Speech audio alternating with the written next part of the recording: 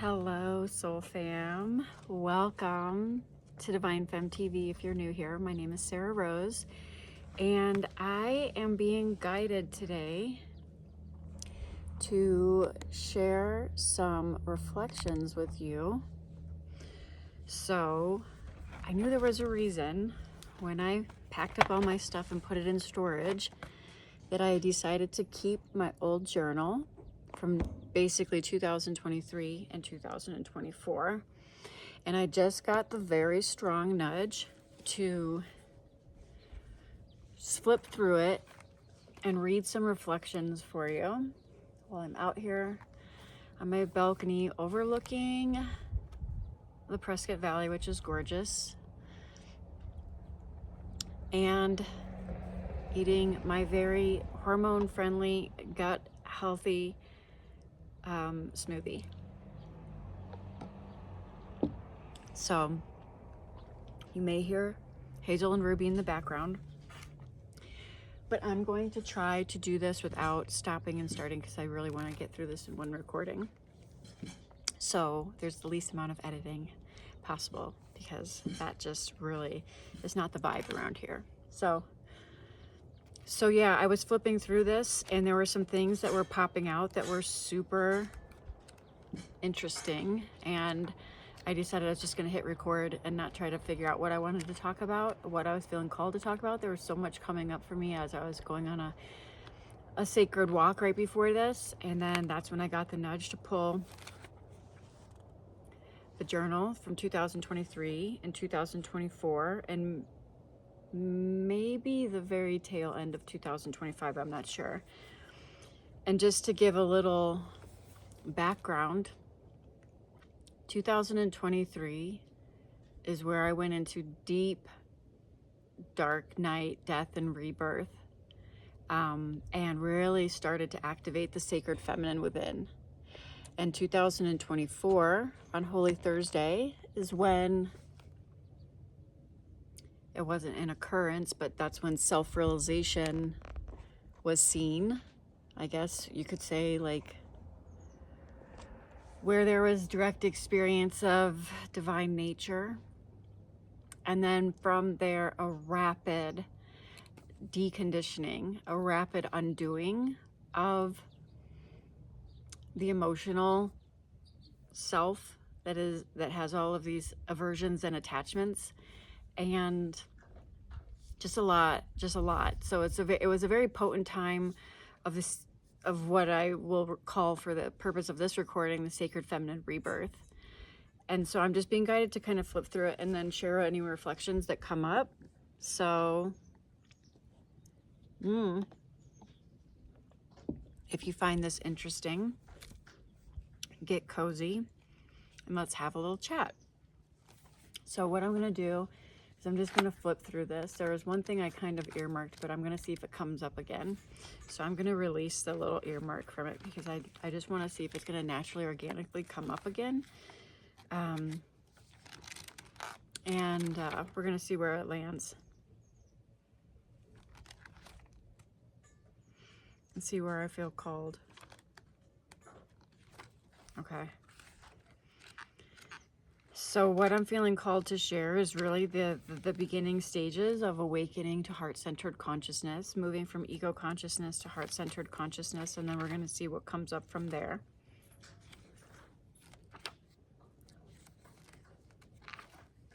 And many of you are going to resonate with this at different stages, and it's not like there's one stage that you move through and then like you never revisit it. It's kind of like there's no hard line between like stage 1, stage 2, stage 3, stage 4, but there are some major like earmarks of the journey that will really indicate like how much you have integrated within, how much you have come into inner union with the divine, with all aspects of self, and have realized the true nature that lives within you, right? And there's a lot that goes into this. There's shadow alchemy, there's, the dark night of the soul, There's the wilderness phase as you really move through your sacred rebirth before you really move into new earth, 5D, heart-centered consciousness, oneness, unity consciousness. And so I just want to preface that it's not like a hard line in between these different quote unquote stages, right, or phases. But I'm just going to share what I feel guided to share from my journal. So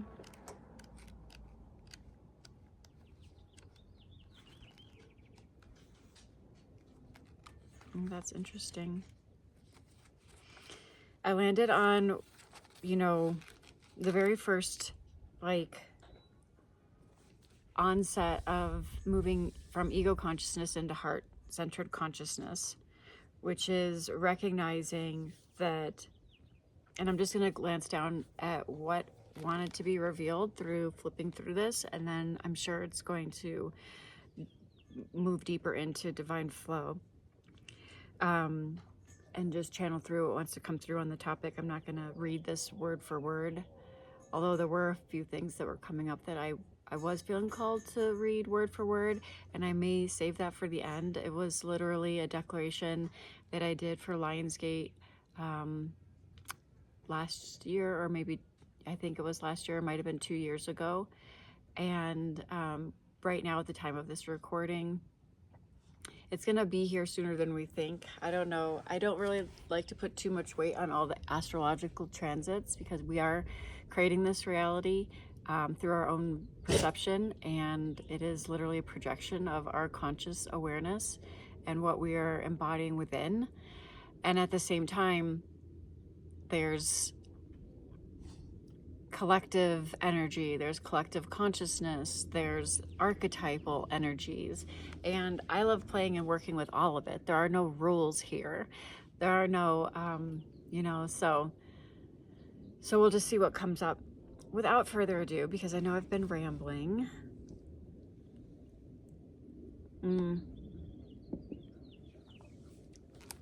very first stage of moving from ego consciousness into heart-centered consciousness is recognizing that you are unsatisfied with the external world. It no longer meets your needs. And so you may be able to reflect back on where you were, I guess, ignorant to what was underneath the surface. And this is just part of it, right? Like, but there's a bubbling up of dissatisfaction with what the ego consciousness can give you, because it's very limited, right? It's just instant gratification. It's grasping, chasing, longing, seeking, and exhausting. It keeps you stuck on the never-ending hamster wheel, right? The wheel of samskara is what I'm being guided to share. And just, there's a dog. This might get a little crazy. I hope there's... Oh, no, it's not a dog. It's just a lady walking. Ruby, it's okay. Ruby, it's okay. You be nice. She's not hurting anybody. Okay. So I'm going to read from my notes for a second. Inner void. Things no longer fulfill you that once did. So what happens at this stage when things are no longer fulfilling you that once did? Hey girls, come here. Or you're gonna have to go inside if you can't be quiet. Oh my goodness, my little noisemakers. Okay, go inside for a second. Go inside for a little bit. Or be quiet. You gotta be quiet. Hey, you gotta be quiet. When things are no longer fulfilling you anymore the way they used to, there's this inner void. And then what happens is the ego consciousness likes to go out and try to fill that void with instant gratification in the 3D world. So it's constantly looking outside, out there. And even though there is no quote unquote out there, which is eventually seen, at this stage, at this onset of ego to heart-centered consciousness, that's what the ego wants to do, right? The ego consciousness goes out and tries to fill the perceived void, which really ultimately in truth there is no void. The only void that you're feeling at this stage truly is separation from self, separation from the truth of who and what you are at the core of your being. And this is all by divine design. So none of this is wrong. This is just what's happening. And this is just my narrative on the process of this and how it unfolds as part of the, you know, not just for those that resonate with the divine feminine journey, but just, you know, awakening and ascension in general. So the ego goes out and tries to fill the perceived void through external validation. And the reason it's doing this is because it's trying to avoid rejection, abandonment, not feeling lovable, not feeling good enough, not feeling worthy. And so its solution to this is to not look within, to not be still, to not be silent, and actually to fill the perceived void with as much noise and distraction as possible. And what that actually does is create a bigger void, perceived void, a bigger feeling of disconnection. Even though you never are truly disconnected from the source of who and what you are, it creates a perceived void, a desperate longing to come home is what's really happening to the home that you've never left, though, that you already are. And so that's the paradox, is the ego consciousness goes out trying to seek it in all of the external gratification and validation in order to avoid any perceived lack, scarcity, unworthiness, not good enough, rejection, abandonment, betrayal, and all the things. And so this abandonment wound is what is triggered at the onset of this moving from ego consciousness into heart-centered consciousness. And the abandonment wound is the greatest wound of humanity. It is part of separation consciousness, and it's a lie because you're actually not separate from the truth of the core of your being, but it seems very real to the separate sense of self that is operating from egoic consciousness, which is rooted in duality and separation and illusory. And that's because there ultimately truly is no separation. And this is later seen and directly experienced, usually after going through a phase of it being very conceptual and just something that is understood at the level of the mind. But self-realization is when it becomes directly experienced. And we're going to get to that at some of the different stages. Probably not in this video because I don't want these videos to be too long. But if you are enjoying this, then this style of video, please let me know. I think there's a new thing you can do, like hype it. I don't even know what that is. Or just let me know in the comments, because then I'll do more of them. I'll probably do more of them anyways, because that's what I'm being called to do. I wish I could turn this around right now, but I don't want to ruin the setup because it's gorgeous out right now. And it's just like being present right now here with what is, with the smoothie on the patio, with the trees and the noisy dogs that are apparently deciding to talk when all of the filming is going on, and all of that is actually just perfect. And there's a part of me that would have stopped recording a long time ago because I always needed everything to be perfect, and then I would have got annoyed, things like that. That's in the past, right? Like, I'm looking down at my fur babies right now, so grateful that they're my little assistants, right? They're just here, my little noisemakers, and it's all just perfect. And there's just like this sense of inner contentment. And just even looking at the tree right now that is like towering over where I'm sitting, and all I see are the tree tops because of where I'm sitting. I don't know, it's just, I'm feeling called to share that the truth is right here in front of you. It's in this stillness, it's in this simplicity, it's in all of it. It's in all of it. Like, all of this is divine. All of this is life expressing. I'm getting so emotional. And to think we needed to go outside of this, right, in quotation marks, to think we needed to go and try to get something to bring it here in order to feel worthy and lovable and one with all of creation is ridiculous. It can only be directly experienced here and now. And it's in the simplest of things. And it's in all of the things. It's in the beauty, it's in the big things and the little things and all of things in between. It's here and now. So back to what I was sharing is the egoic consciousness. The abandonment wound is triggered. The egoic consciousness goes out and tries to fill that void with, with anything it can to distract, to numb. I can't escape how perfect and beautiful this is. As I'm talking, all I hear are the birds singing and everything, and it's just perfect. It goes out and tries to distract and numb and put a little band-aid over this perceived void so you can feel temporarily better, validated, loved, worthy, whatever.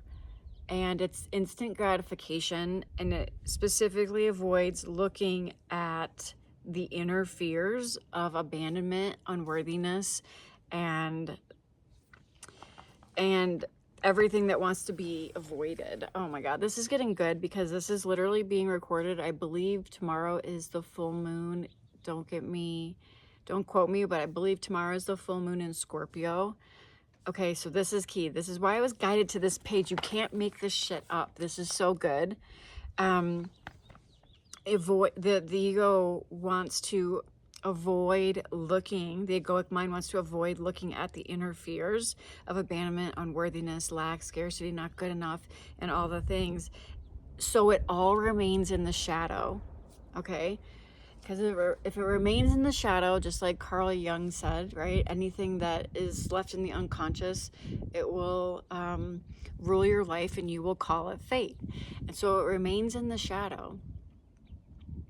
And the reason this is relevant right now is because we are approaching the full moon in Scorpio, and Scorpio works in the realm of the shadow. It works in the realm of death and rebirth and transformation through alchemy.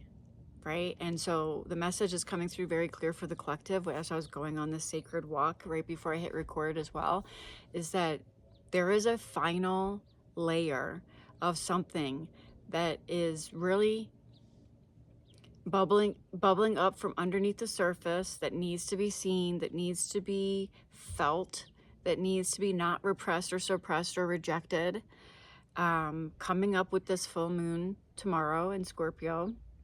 I believe tomorrow's May 1st, because you're being catapulted. If you're listening to this and you're on the New Earth timeline and you've been resonating with the content I put out, you're moving into a whole new life trajectory.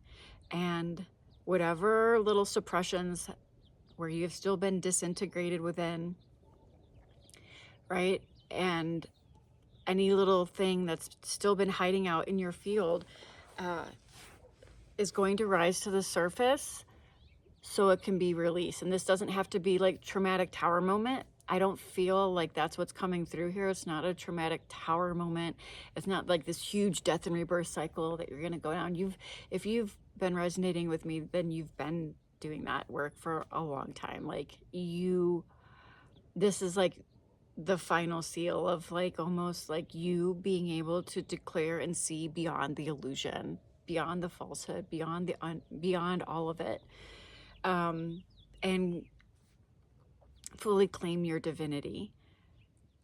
And so that's just a little side message that came through. I mean, this is a timeless recording for anybody who lands on this, but it's also very timely for those that are listening to this as we approach May 1st, 2026, which is going to be a very potent month. I talked about this in a previous transmission. There's a lot of acceleration and momentum happening, and there's just no more room for the egoic consciousness, fear-based consciousness, suppression or repression of anything that is being left in the shadow, that is not liberating, that is not like fully empowering you into your highest divine timeline. So it's only being brought up so you can choose differently at this point.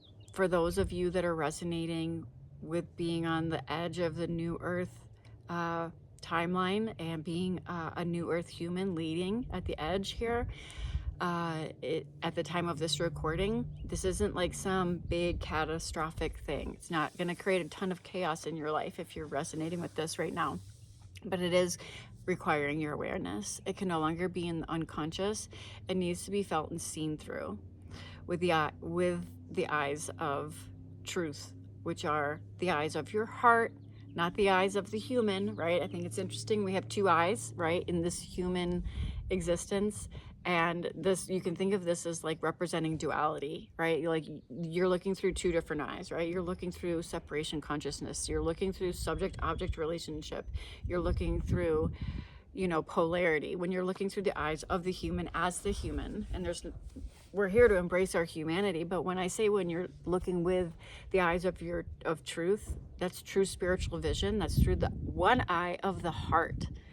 The one eye of the heart, right? Like your sacred heart. This is what you are being asked to see with now, to see through these final little things that are bubbling up just to be alchemized, basically. Okay, so I don't want this to be too long, but I think I want to just share a little bit more and see where this goes.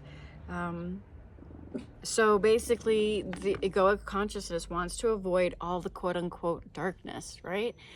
And so part of this process of alchemy is shining the light on it so it no longer rules behind the scenes in the subconscious and in the unconscious, right? And so it will be one clear telltale sign that is happening is there will be a lot of coping mechanisms in order to keep one distracted, suppressed, numbed out, or avoiding, or seeking or chasing outside of itself in order to gain more validation, more approval, more proof, more this, more that, more love, more worthiness, more, more symbols of the world that will tell you eventually, if you can gather enough of them, that you will finally be good enough. And that is the lie that the ego tells you. And there are plenty of examples of this all around the globe, of even people that have shared, I think it's Jim Carrey. Obviously, Jim Carrey has gone through his own self-realization and non-dual awakening, and I think he was quoted saying, I wish everyone gained all of the riches and everything that they ever thought they ever wanted in their life so they could see that that's not it. And you can see that a lot of people in the world that have gathered all of the external bells and whistles and symbols of the world that would be deemed quote-unquote successful by societal standards end up miserable and even committing suicide or addicted to drugs and things like that, because it's all been outside, even though there's no outside. Everything is happening within this awareness. But in this human journey, in this human experience, there's the seeking energy. The seeking energy kind of feels like you're being pulled into the game, right? And then you're seeking and you're trying to accumulate all of the little successful things that you think that you need, whether that be money, relationships, wealth, fame, like blah, blah, blah, all the things. There's nothing wrong with any of that. It's just when you're seeking it from a place of attachment, from a place of external validation, from a place of from the egoic mind would be saying, okay, once I go get that, then I can be happy. Or once I have that, then I can be at peace. Or once I have that, then I can be successful. Or then I can go do this or that or whatever. It's like everything is always hinging on some other external thing to bring you the sense of peace, ease, fulfillment, love, and all the things that are beautiful on this journey to experience. But it's all trying to be obtained through external means, which is what perpetuates the hamster wheel, right? That perpetuates the seeking energy, perpetuates the longing. You may get an instant gratification, a little hit of instant gratification with things, and then realize that that's not it. And so I don't know, the thing that's coming up is a conversation I had with a friend not too long ago. There's kind of like, rock bottom. A lot of people hit rock bottom on this journey. They go through dark night of soul. They get stripped of everything and they realize, and they come into like a state of like non-attachment through being stripped of all the things that they thought they needed. Well, equally, its opposite is, what's that called? Like peak something. So there's either rock bottom or peak something. And basically the whole, I don't know, the word will come to me, but it's like they're the equal and opposite polarity, right? So some people will go through like hitting a rock bottom before coming into having a deeper realization of truth. And others will have peak experiences where they gather all the fame, money, riches, and success that society tells them that they should have in order to be happy, just to find out after they acquire all of it that that's not true. And then they have nowhere else to go from there because they've already acquired all of it. You can only acquire so much more when you have all of that, and then you just keep this constant need to acquire is basically the ego consciousness trying to fill a void. This perceived void that doesn't really it doesn't exist. It's a perceived void. It does exist to the egoic self, to the separate sense of self, but in truth it doesn't exist. But the egoic sense of self in that example, I'll think of it. If I remember it after I post this video, then I'll drop it in the comments, or if you know, drop it in the comments and let me know. But it's rock bottom or peak something, and basically it's saying this, it's just two different ends of the spectrum here. And so you get all the way to the top and you acquire all of the things and you have all of the things, and then you find out that you're miserable, and then you have nothing to do other than try to distract yourself from that sense of inner disconnection. And then that's when a lot will turn to like drugs or anything else that will numb them, or keep them, or they'll just constantly be chasing and seeking and constantly trying to fill that perceived void with more and more and more and more, and then it becomes this very hollow hustle, this very hollow pursuit of something that already exists within you. And so you can see that this is quite the game that we came to play. And the beginning shift from egoic consciousness to heart-centered consciousness is the dissatisfaction with all of the symbols of the world. The dissatisfaction, the feeling deep within that there is something more, there is something deeper to be experienced beyond what is just happening in this 3D environment, right?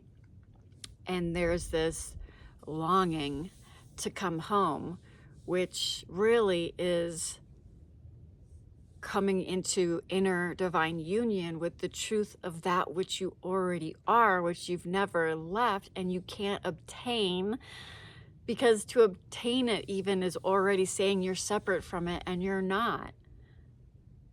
So the entire game of separation that you came here to experience is set up one way or the other to bring you into a state of dissatisfaction, dis-ease, suffering, to help you come home to yourself. And it doesn't matter whether it's rock bottom or peak top or whatever it's called. Yeah, that's probably it. Rock bottom, peak top. It doesn't matter what route, it's all the same at the end of the day, and everybody has their own soul's evolution, so everybody's here to experience different phases of this. Like, there are plenty of souls incarnated on planet Earth right now that are just not here to experience the shift from egoic consciousness into heart-centered consciousness and divine union. But if you've landed here, you are, and you are somewhere along the spectrum here, and this is only one of like 4 phases that I wanted to talk about, but this is the very beginning of like phase 1, where things will start to, hit the fan, right? And I can attest to this. This is, pretty much 2008 until now. So what is that? 18 years of transformation, deep transformation and alchemy and rebirth. That's how much depth, you know what I mean? Like,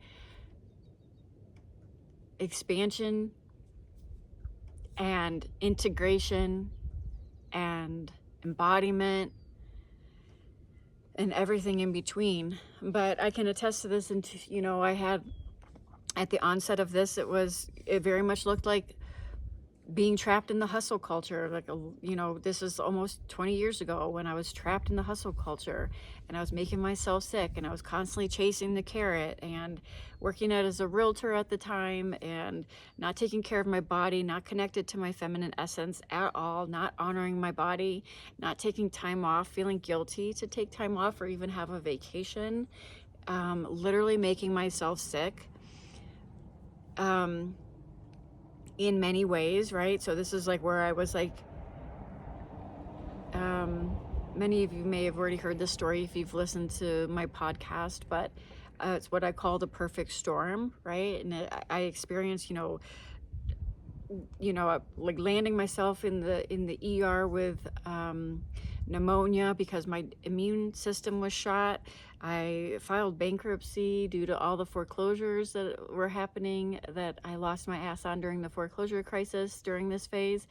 My dad passed away, which I had not yet forgiven, and I grew up in a very dysfunctional alcoholic environment, with a lot of trauma and a lot of verbal, mental, physical abuse and things like that, and forgiveness had not occurred yet, and he had passed away, so that was very triggering and opening. And then I ended an engagement which I knew was not in alignment, and that was devastating. Even though I knew it wasn't in alignment, that was like a years in the making. Okay, sorry, I just got cut off because it said my phone was full. I've never had that happen before, so had to delete some stuff, and now here we are. So back to the perfect storm. I also had a friend, a roommate, pass away. I was the last person to see him alive. It was very devastating. All of this was happening in a very short period of time. So I was hit by, health, relationship, financials, death of the family, lots of different things. It was all compounding. And this can be very common during this awakening process, right? As we shift from egoic consciousness into heart-centered consciousness, because it forces us to go within. And there was something here in my notes that I was going to share. Yeah, during this phase, I just wanted to share a little bit more. There was a lot of anger. There was still a lot of judgment of self, judgment of others. I was very sensitive to criticism. There was a very low level of self-worth. I was not able to look myself in the mirror and say, I love you. I remember that. That was one of the openings in 2013, which I'll save for another episode. But the thing I was going to read from my notes on this is,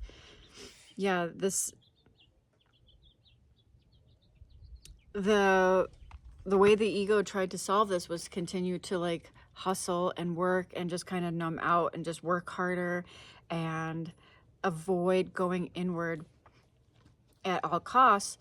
But life has a way of kind of breaking you down where you don't have a choice but to go inward eventually, and it's all by design, in order to bring you home to the truth of who and what you are. The ego's very stubborn though, the egoic mind, right? And so at the thing I wanted to end this on is that at a certain point there's a level of surrender, and this is a key pivotal point.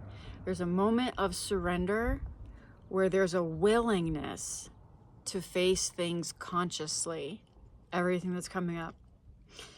And I'm going to read from my notes again right here. Willing to face everything consciously, accept yourself as you are, and really start to, like this individualized sense of consciousness, right? Because at this stage, you still think that you're the separate sense of self, right? Realization has now occurred. You're not seeing through the illusion at this phase, but this individualized, consciousness,